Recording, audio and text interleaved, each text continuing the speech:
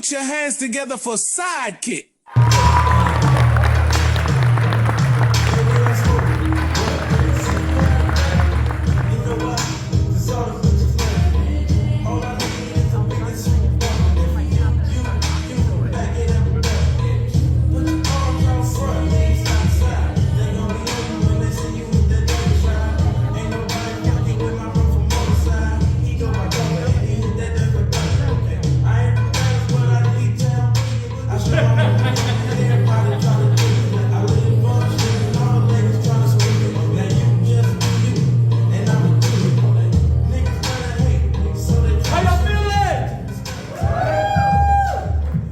That song right there was what me and my wife's entire life has been like.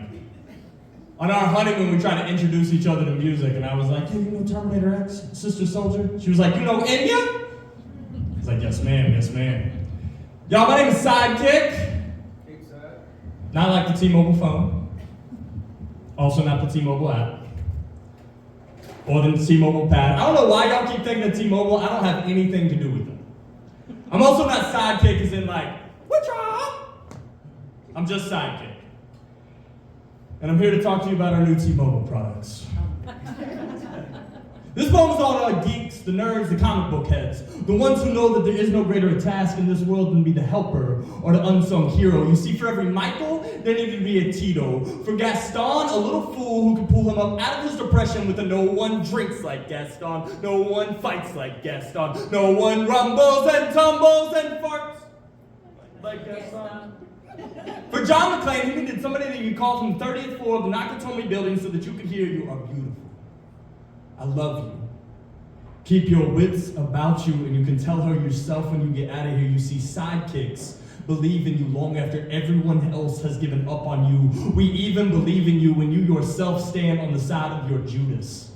You see, for Jesus Christ, there was John the Baptist and the man who carried his cross, because I guess even God herself needs a sidekick.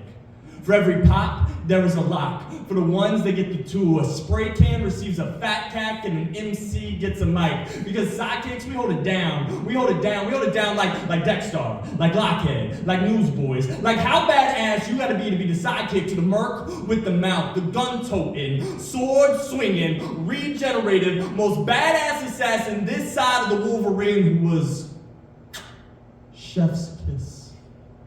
Perfectly displayed by Ryan Reynolds in the Marvel movies. The second time after they didn't show his mouth shut. But whatever. So say that you're Ryan Reynolds. I mean Deadpool's sidekick. And what kind of badass nickname you get? Bob. You spell that frontwards? Bob. Drunk? Bob. Upside down? Bob. Who's down with B.O.B.? This poem goes out to Bucky, Harley Quinn choosing to go crazy, Garfunkel, Goose, Gromit, Barney Five, Donkey from Shrek, Ronald Weasley, Samwise Gamgee, because the real hero of the story is not Frodo, people. Frodo was just there to destroy the ring. Sam has a more noble task, which is to make sure that he doesn't mess it up. Morpheus is just the servant. Neo is the savior of the world. Morpheus is just the help, the sidekick. But ain't nobody gonna say that to his face. This is to you who say that your people will be my people, and your God, my God. I will die where you die, and I will be buried where you are buried. This poem goes out to my mom, who instead of going to Rome to sing opera, stayed home and made me peanut butter and jelly sandwiches. Mom, my sidekick, salute you. This is to you who go work 9 to 5, come home, mow the grass, play with the kids so that the other one of you can get some sleep. This is to you who let us in on the highway. This is to me for growing out my beard and hair so the rest of these chumps could actually have a chance with the ladies. This is for I cannot carry it for you, but I can carry you. This is Dick Grayson, Jason Todd, Dwayne Wayne, Kerry Kelly, Stephanie Brown. This is I Want to Be Robin. So please, don't call me Batman. I do not think the sidekick means lesser or follower. It means that you lead from your own lane. So yes, I want to be Robin, but yes, also, yeah, it's cool if you guys call me Graven. How you feeling? So how'd we get here, man? The Queen City Awards has a competition, right? We got an entire chance for all the city of Charlotte's poets to come before you and tell you what it is to be a Charlotte poet. And y'all end up with an Irish unk trying to b-boy and talk about hip-hop and sidekickery. The way we got here, I gotta take you way, way back. There are some people who will tell you, and we talked about what is happening in Israel as hip-hop artists back in 2011 for the first time. But Banksy is the one who in 06 painted the West Wall.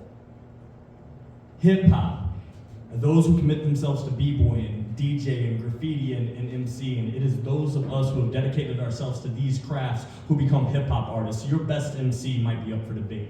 DJ, graffiti artist, or MC. But if you dedicate yourself to these crafts, you are a hip-hop artist. And I am nothing more than a mockingbird of telling you all the things that I've already heard. In 2006, when Banksy is painting that wall, Sidekick is 16 years old, and I walked my way up a little place called the Wine Up, where I got to hear a man by the name of Blues get up on the mic and do a poem that sounded like this. He said, he wore his daddy's demons like dynamite strapped to his chest, ready to explode.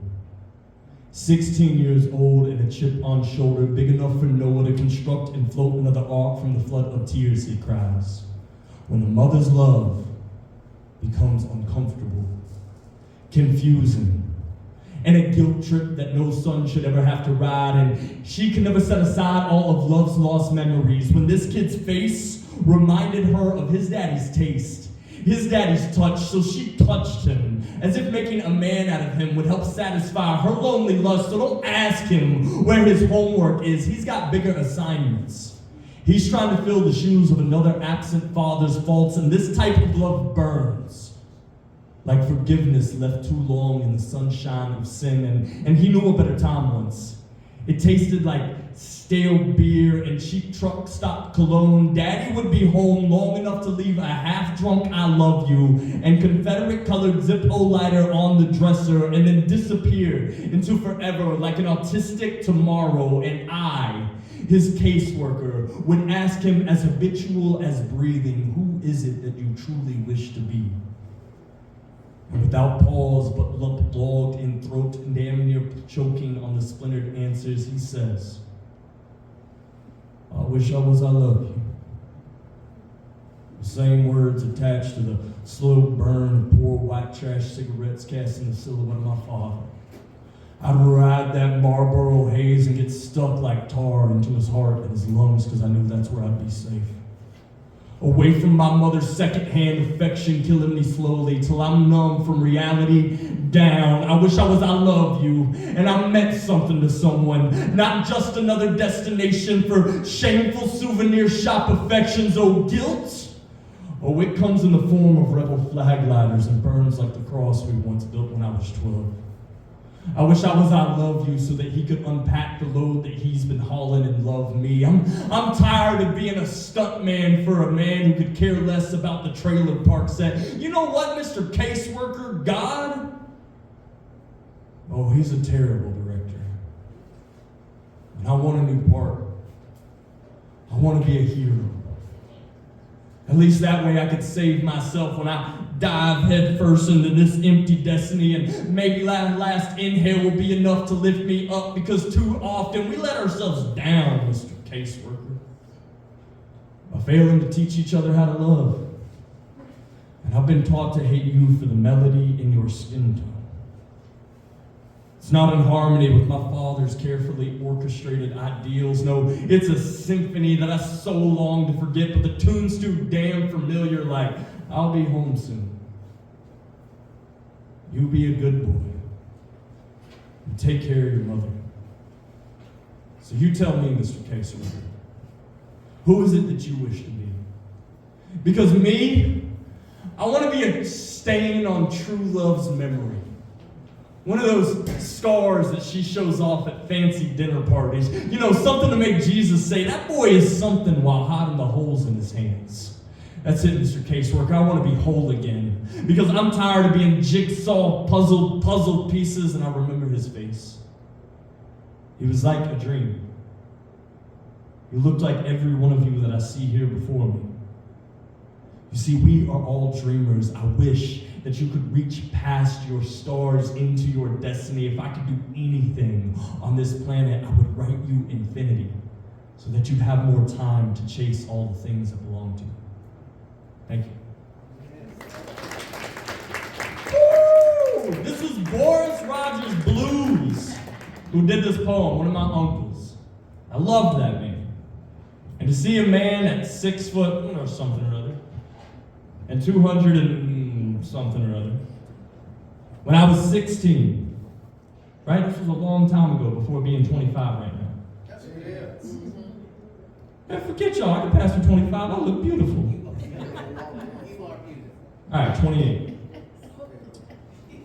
I got to hear him do this poem, and it made me love the idea of we reach into the darkest part of the things that we can find. We take the depravity and the hell of anything that we can do. We are the breakers, those who continue to work on the breakdown of the music or the breakdown in life. So we find the darkest, deepest part, and we elevate it until so much light that it almost looks holy again. And I'm not telling you that I got the message right or did it well, but this was my version. After hearing Blues do his poem about a young white man, I decided to do a poem. And I don't say this often, I don't say it loud, I say it with a catch in the back of my throat, and I will say it here and try and make it clear, y'all, that I actually am white.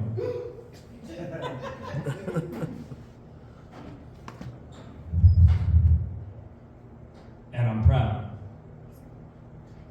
You see, I'm so white that if you cut me, I'd probably bleed mayonnaise, but my lyrics are still gonna have your hands raised, because I'm white like Eminem, screaming, I just don't give up. What's up? White like Elizabeth Kay, saying that you can measure out my confidence in teaspoons, stir it into my poetry, and it still tastes funny in my mouth. White like Benjamin Franklin setting up the libraries. White like white boys in the back of the bus lines and the freedom lines. White like Papa's coming home, kissing Mama, then me, tucking us both in to go to sleep. White like, damn, this white boy's got skills. This white boy can kill. White like, that kid is not really white. White like Vanilla Ice saying stop.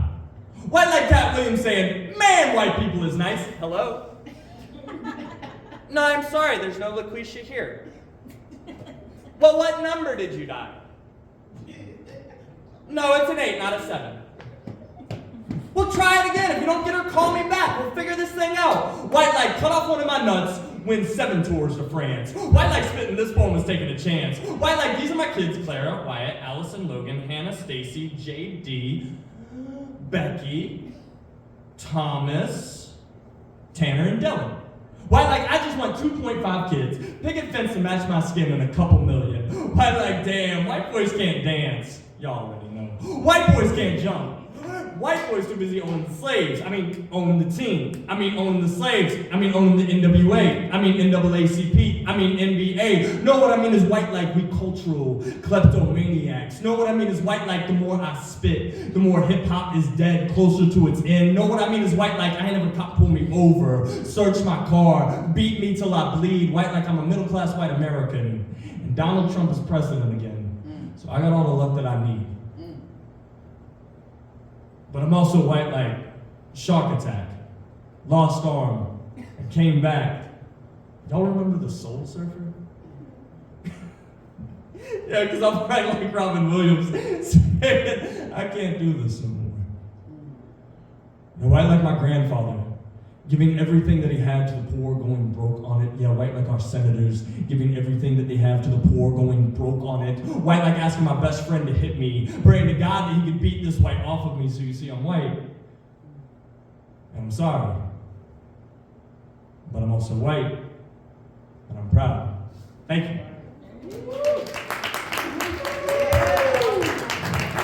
I like the hip, hop, the hippie to the hip, hop, and you. To the bang bang boogie.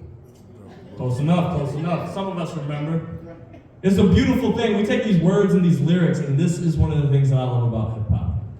Is you get an opportunity to read the scriptures or the lyrics of your ancestors or any of this music, and hip hop is the place where it's like we care more about what you say about you than what anybody else does.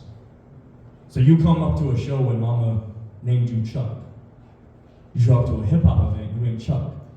You Chuck D. You show up to a hip-hop event, you ain't Chris no more. You KRS-One. You show up to a hip-hop event, you ain't Aubrey. All right, you might still be Aubrey. Because you have a chance to spit. You got a chance to dance. You got a chance to ones and twos. You got a chance to spray can and fat cap and decide to be who it is that you want to be. So you take this opportunity to manifest the reality that you want to be in. And JC, a poet named JC here in Charlotte, North Carolina, is the unk. If I'm one of the unks, he is the only unk here who ain't got one. Abstract is talking about how he is still looking for an opportunity to be able to look up to an older man to know how it is that he is supposed to be, and yet he is still embodying what it means to be an unk in this city. There's a whole generation of us coming up who are going to try to remind you that when you look into these things that you call lights, they are not lights, they are mirrors. And it's the reason that you want them on, and it's the reason that we want you on. And when JC had an opportunity to grab the mic, JC would do it like this. She wore a badge of beauty, God's gift to man. And I wasn't really trying to get with any girl, but I thought if I was going to, this might be the woman that came. She was a thick, rick, bow-legged chick. I swear to God, she smelled like fried chicken. Telling me that she was finger-licking good, not hood. She didn't have no gangster lean. This girl was well-watered clean. What y'all know about that well-watered? Gotta go pump it out, work for it. She was worth working for. It was as if the angels had descended from heaven, only to be concerned about her happiness. And every time that she smiled, the entire world would light up. So when I saw her, I figured I had to walk up and just say something. So I tapped her on the shoulder. I said, "Hey, what's up, baby? My name is JC, Touch One Production. It's 2006. You know I'm sexy. I keep it right. How you doing? You want to get with me? We can do it right. I promise I'll wear linen in the middle of a Tuesday, just at the grocery store, for no dang reason, because JC always kept his... He didn't do that part. That's me. And this girl turned around. She spoke to me. She opened her mouth, and all hell broke loose. Y'all, I'm telling y'all, this girl was fine as hell. But her breath smelled like dumpster juice. What you know about dumpster juice? I'm telling you, she had rigor mortis living on her tongue. It was as if she had dead animals all up inside her lungs. And every time she spoke, another lion, tiger, or bear would come out to confirm that this girl's breath was bad. And I was trying to listen to her, but I couldn't hear any word she said. It was as if I was peeling 5 onions. I put my hand over her mouth and asked her to say not another word. Texted my friend, ASAP, call me right back. And then I started thinking, my left hand gonna be stinking. My phone rang, I answered it. Hello? SOS, come over here now. Right now? Right now, hurry. Are you? Oh, she in it. It's gone. All right, I'll be right there. I hung up. I told her, I said, baby, no worries. I took my hand off, did some tic-tacs right back. Said, that's a ritual I do with all my new friends. This girl's breath was beyond halitosis. And to any of you who know what halitosis is, you know exactly what I'm talking about. Shoot, you can't even say anything because you're sitting with them right now. And she had the nerve to ask me, JC, what's wrong? I said, baby, I gotta go, but I'll be right back. Nice to be your friend. And as I walked away, realizing that this was not my lover, I remembered something my mother had told me. She said, boy, one of these days you're gonna get real messed up judging them books by them covers.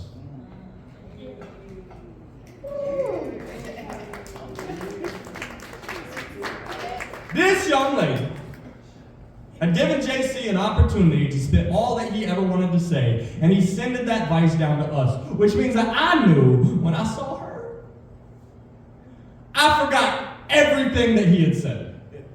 So in 2006, I had learned that poem. About 8 years later, after meditating on that poem, I found myself in the same situation. And in the goal and interest of trying to write just like JC, when I saw that girl, I said,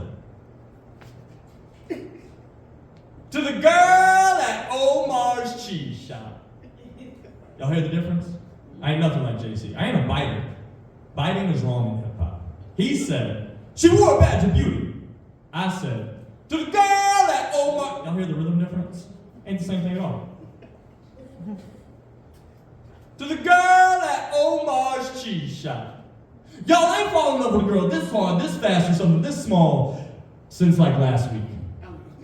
So I tell her I just want the cheese, wow, tongue in cheek. Because I'm telling you, this girl had the Gouda and the Ardell. I'm telling you, this girl had the Benny Bouche and that pepper jack. I'm talking about this girl had American, baby Swiss, Colby, Yorkshire Blues, more cheese, red cheese, blue cheese, salted cheese, and queso. And I don't even know what that last cheese was. I'm telling you, this girl had enough cheese to take you from A to Z and all the way back. This girl had enough cheese to give it to you 365. That's one piece of cheese a day for an entire year. This girl had enough cheese to make this poet lyrically constipated. Hey, was all I could think to say. So I just sat and contemplated my approach, because you gotta be smooth when approaching the grilled cheese girl at Omar's cheese shop. So I walked up to her.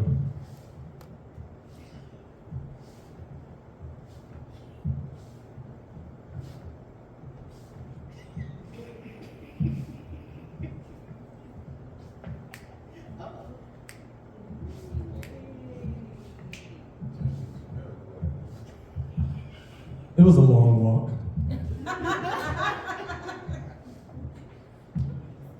And I said, hey, did it hurt? When you lost your wings and fell from heaven? And her response was something I was not expecting. She said, boy, you got a library card because I'm trying to check you out. So I responded very quickly before fear had a chance to enter in or doubt. And I said, baby, I ain't a photographer, but I could picture us together. She said, boy, I'm gonna need a Band-Aid because I done scraped my knee while falling for you. I said, have you got a map? Because I done just got lost in your eyes. She said, boy, is you Pentecostal? Because I'm trying to lay hands on you. I said, darling, you know that I put the stud in Bible study, right, baby? She said, ooh, you walk around me 7 times. You about to fall for me? I said, girl, you could be called Cinderella because that dress is going to be off by midnight. She said, boy, your body is made up of 65% water and I'm thirsty. So to all of my friends who told me there was too much cheese inside of my poetry or flirtation, please, I did not need some kind of flirtation cop. What I needed was to meet the girl at the cheese shop. And just in case y'all think this was luck, happenstance, or getting with her was easy, come on now. For my wife, you gotta be a special kind of cheese. Yeah.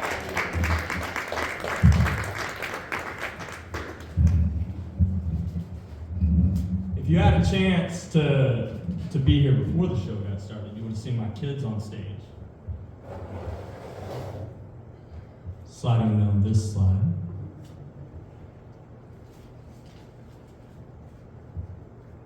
And so I spent a lot of time going to the lineup and listening to the hosts. Being concerned about judging a book by its cover. Also, becoming aware of the fact that we can write our own stories.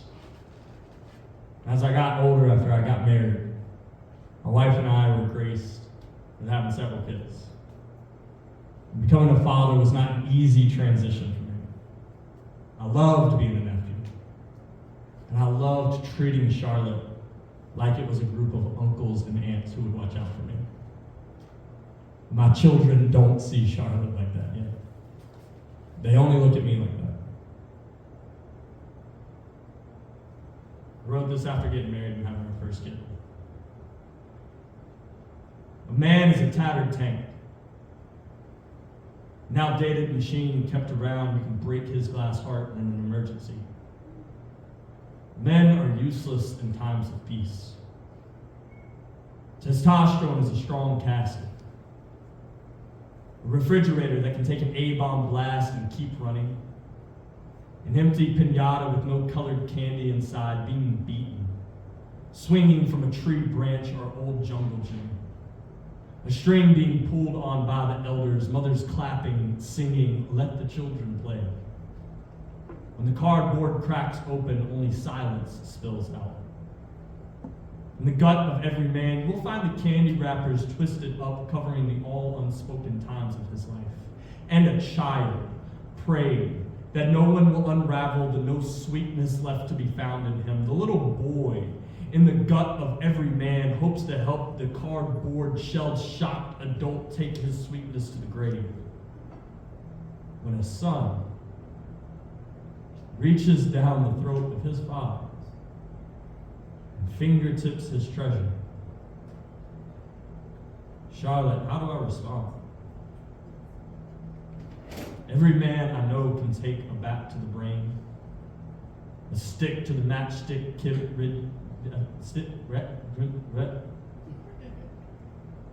rewind, the confusion, the stumbling and hatred of a matchstick ribcage around his heart, the jerking up and down by the demands of this world and still smile. But who can take a gut shot and not have the wind knocked out of them? How can a man let you unwrap what can't be remembered was covered? There was a game to win, and it did hurt. Just not nearly as much as it would hurt to admit it. I did not want to let my teammates down, so I learned to grit and bear it, for a jawbreaker don't really hurt. And these nerds need to learn how to man up when peeps are playing like chicks, pixies. Need to stick to the plan or pop rocks you when you get home. It's where suckers get licked and kids snicker and jeer at the jelly belly boy. You need to nut up, buttercup, because you play like a girl.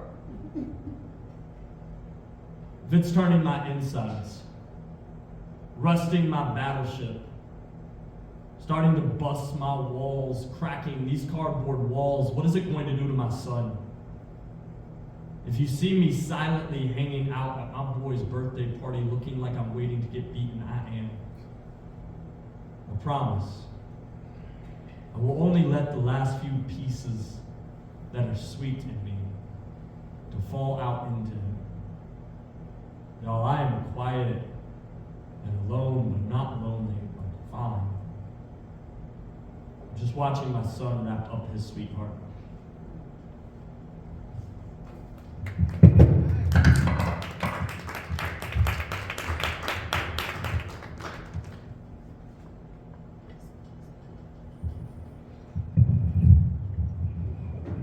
If you do your study and your research, things like that ain't uncommon at all. In Cedar Park, they continuously got to watch mics drop. And so a mic dropping or falling out no longer became an insult, but became something that we would claim as an accolade to our perfection. When they were coming out of Cedar Park and the Bronx, people would tell them, you ain't never gonna make anything of yourself. You from the Bronx. We flipped that and turned that to say, oh, I ain't never going anywhere. I'm from the Bronx. We do that here in Charlotte and in CLT too. I'm from the west side of Charlotte, Thomasboro. And we ain't going nowhere. My daughter is the 6th generation, born and bred in the same neighborhood. And I promise you, no matter what we go through, I got you. And we got this. There are those right now who are at home packing shells, believing that they are ready for a war, and it is easy for us to think that we are chopping vegetables at home like we ain't ready for a war, but I swear we can outbreed their hatred. We can out their fatigue. We will win. We will prevail.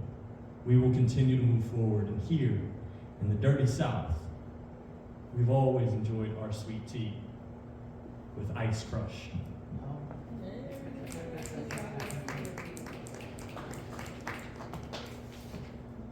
The baby came along, and I found myself outside of any of the rules of order that I'd originally found myself under.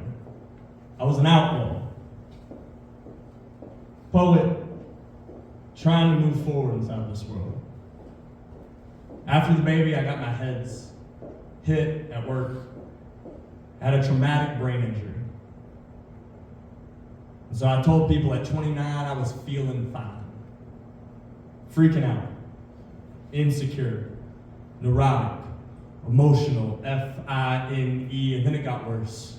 It's not a panic attack, because no one who struggles with panic talks about it. You see, it only makes it worse. I lost my business partner. Well, that's one way of saying it. You could also say, oh, but you couldn't. You couldn't say that he took your business, took your cash, took your clients, left you with more than the cash, left you with the responsibility of telling the story. Here, responsibility means a noun. Your ability to respond, the obligation to carry forward an assigned task to a successful conclusion. See also care, safekeeping, or scream. Step 2, you tell yourself it's not a panic. No one is attacking. My wife had a baby. You would not be able to say that they gutted her like a pig. The operation room table, sir, is the central part of any surgical suite. We offer a variety of modern features. Electronic height adjustment, lateral tilt, mobile coaster arms with C-arm accessories, the arms. The position of the arms in a C-section surgery is directly off the shoulder, perfectly horizontal, just horizontal. There was nothing perfect about it. When we took my bride and placed her on a cross, we killed my lover with the hopes of resurrecting a mother and a baby. We sacrificed the youth of my love upon this altar of wanting to be a family, and it worked. God forgive me, it worked. Step 4, I got injured at work. Or you could say that I got my brains bashed in by God's baseball bat when 2.8 tons crashed into the back of my head, and it's still not a panic attack. I can breathe. Y'all, I got this. Y'all, I'm not in a good place. My daughter was 4 months old, and the doctors had to tell my wife they were putting my face back on. Turns out a new face only cost $100,000, and I guess they had budget cuts because this is one ugly mug, and I'm not a liar. I really am having a good time. I'm having a good time. Y'all, I got a question. What's Wonder Bread so curious about? But y'all, I got a question. What's the difference between Pennywise and Bozo the Clown? What are these hip-hop heads doing to put everything on the stage and the page? Is this just tragedy porn? Am I more heartbroken yet? Do you guys want to see a trick? You see, this boy's been bamboozled before by better brothers. In this life, you best be bright, brilliant, blinding, bounding, binding, bondage, bandage, but only briefly, brothersome. For we are bittersweet when brandished, beautiful. This is where belligerent banner begets bullheaded, brain-blistering bullets. Are you not entertained? Somebody say something. How can they just sit here in the future, y'all, and watch us go through this? Here in 2025, we wanted to have our cake and eat it too. We wanted to be gnarly and never get hurt. We wanted to get smarter without suffering. I've been lighting my cake at both ends and trying to eat it. Also, I guess what I've been trying to say is I'm having a hard time. And I did find a little bit of chain at the end of my rope. For y'all, thank you. When you listen, seems to help. Thank you.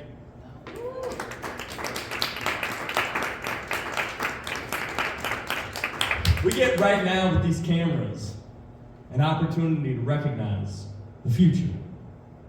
When they look at these videos, they're going to be like, oh, apparently in Charlotte, that's how they got down in 2025. They are going to look back at the DJs who were spinning, and they're going to be like, that's what they were doing. This is how we were getting down. The same way we look at the 80s, and 90s, and 2000s, they're going to look back at us. Were they worried? Were they concerned?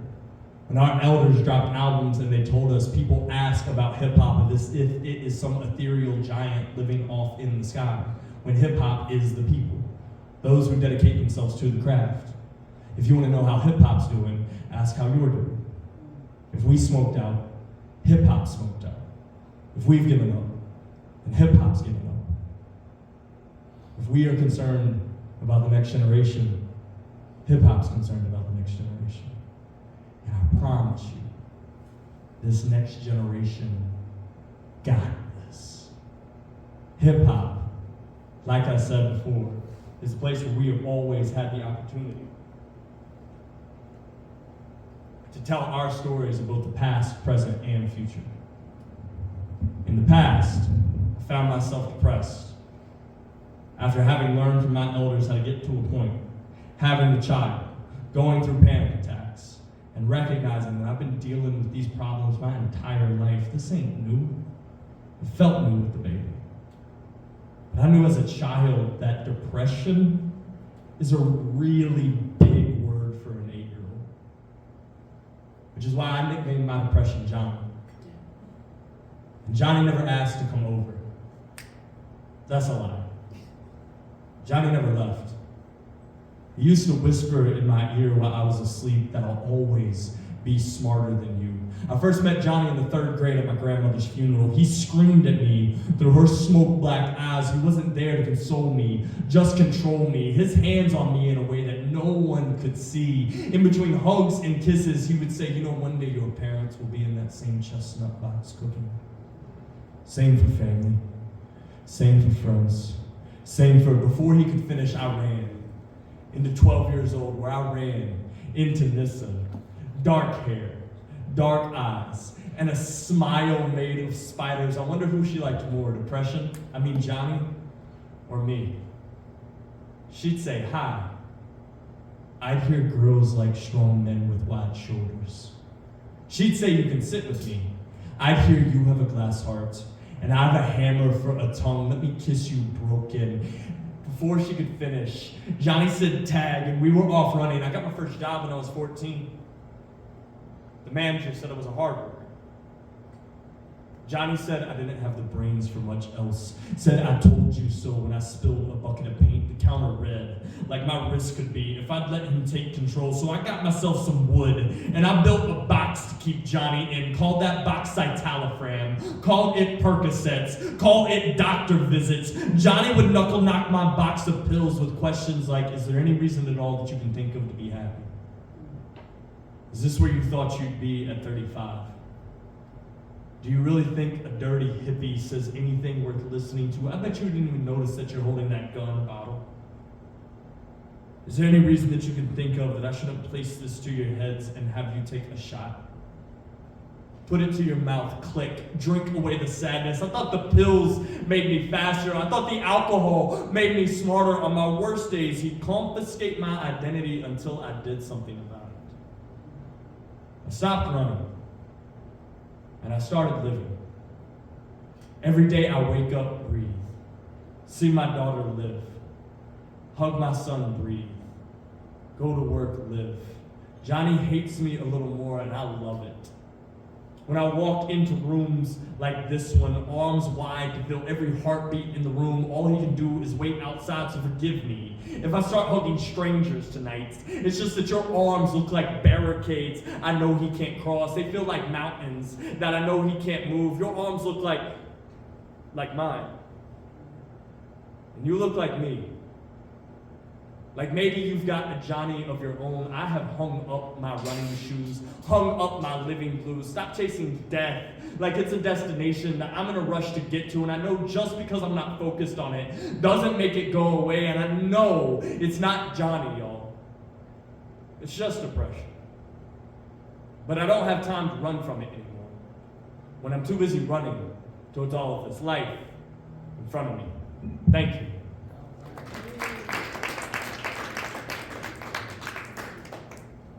I brought my hoe with me. That was the end, yeah. That was just We are continuing to till up the ground that we have here in Charlotte, North Carolina. We are continuing to try to send food down the neighborhood areas that we are in. Agriculture will be the way that we continue to move forward. It is part of us being able to outproduce their pain. So continue to till, continue to grow, continue to work in ways that we can. When I went through all of these levels of depression, I was reminded again that I still get to have a say in my story, and I am George Alois Robespierre Billy Bob III, also known as Sonny, aka Sidekick, Grayland Counts. Y'all, I'm the big man. I live, I die. I am the hairy man who fetched the sun from the sky. One forward step, another forward step. Dominance. I called out on Monday because I was busy rescuing a baby from a fire that was on apartments. It was 117,000 degrees outside, and the hail that was falling from the sky was the size of my big, hairy head. Everybody wants the big balls, until you have to carry them around. A weaker man would be bow-legged. When the evening comes, my wife cries, "Not the whole thing, honey!" Paul Bunyan did a mighty fine job. Cut himself down a tree or two.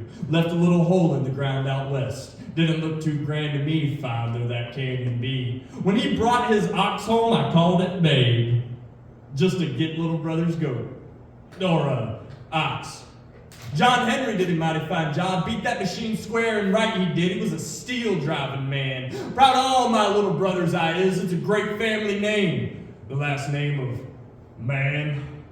Oh, it's sweeter than a refrigerator. Cooler than an hour and later. Just the day-to-day backbone of this world. Real men doing manly things. Swinging lead and throwing steel. Hard work. Hard things, hard hands, and a hard on. I'm getting too old for this. I'm your Huckleberry. Any boy can fight, but it's our wits that make us men. A man is velvet-covered steel. Clint Eastwood, Duke Wayne, Mr. Miyagi, Big John. Real men hide their feelings because it's none of your damn business. Oh, I'm 100% healthy. Ain't no room for toxic in my masculinity. And if it doesn't make sense to you, I'll mansplain it. Now, mansplaining, a man is 12% swift as the coursing river, 13% on the force of a great typhoon, 45% on the strength of a raging fire, and 92% mysterious as the dark side of the moon. Oh, he's 103.6% bad at math, 5% pleasure, 50% pain. And that's 100% reason to remember the name of man. Too cold to hold, too hot to handle. Not all my man parts are good. Not all men are good. But this poem goes out to all the good men.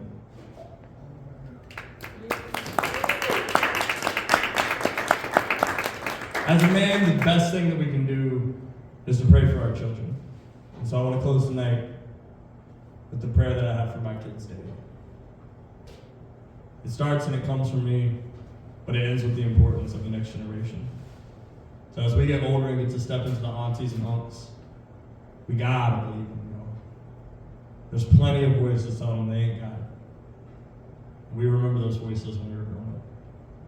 I swear this next generation's got it. In their words, this next generation hit different. I am God's favorite lapdog Matic. I was born in the shadow between faith and doubt.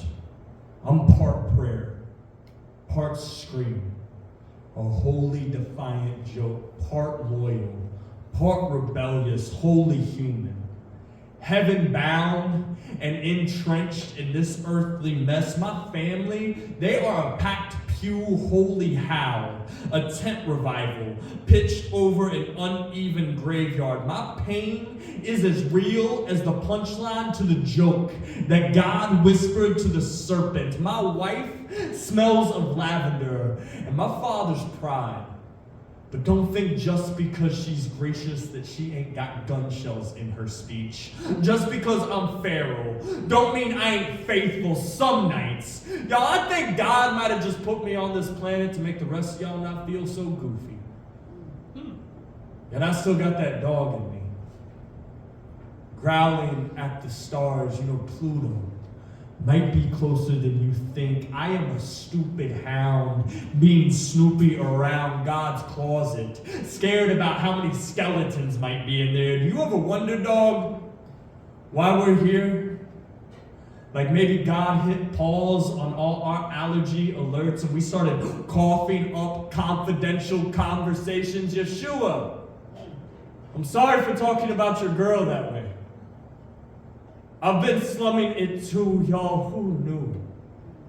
that divinity could blush so human. I've got a bushel of Eve-bitten guilt, but don't blame the girl, God. It was my fault lines that she tripped on. I will chew through my own collar and bring you a mouthful of my own vertebrae, crumping on shattered glass, God's lapdog, lipping up grace like cheap whiskey and wiping the hell off my knuckles. I have spent many a nights in the back alley of this city of lights. This is red light district redemption. I have watched Mary Magdalene's needle track shine like stigmata, pissing on stained glass, but God didn't put me in this back alley cage match because he thought I'd lose. I ain't stuck in here with the devil. He's stuck in here with me, children. Our job is to make a Job-sized bet that God's better than I think. Take jabs and ring the zells of Bub's bell, baby. We could have him catching the flatline dial tone tonight. This body of Christ needs a testimony, a testament, an intestine, an intestine. Some of us are full of it and still doing the work that we were made for, my love. My wife and I are raising pit bull pedigree pups ready for this dog fight with the devil. At night, you can hear this next generation whimpering in their sleeps, dreaming of the ring. Last Tuesday, I found the smallest one chewing her own tail off again. She asked me, Abba, Daddy, does it hurt less when you pretend it's someone else's? I don't know, baby girl. Charlotte, there are days that I don't know if I believe in God. But I know that he believes in you. So do I. Thank you.